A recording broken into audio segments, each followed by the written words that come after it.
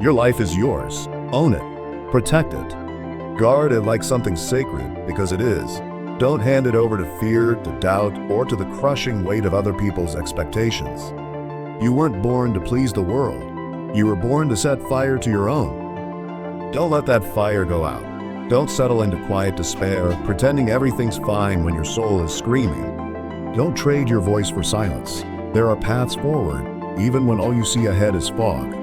Even when every step feels like walking blindfolded through chaos, walk anyway.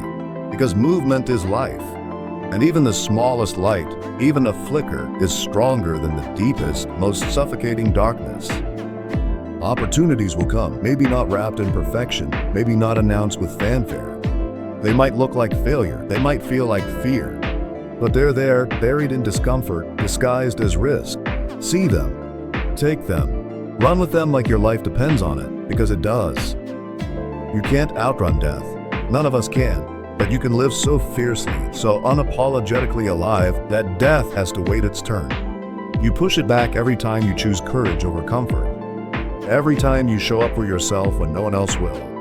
Every time you get up one more time than you fall. That's how you fight the dark, not with perfection, but with persistence. This is your life. Feel it. Live it. Claim it with everything you've got. You are not ordinary. You are not one of many. You are one of one. A singular, unrepeatable spark in a chaotic universe. And the universe, it's watching, it's listening, and it is waiting, ready to explode in celebration the moment you finally see what you've always been. Enough. Powerful.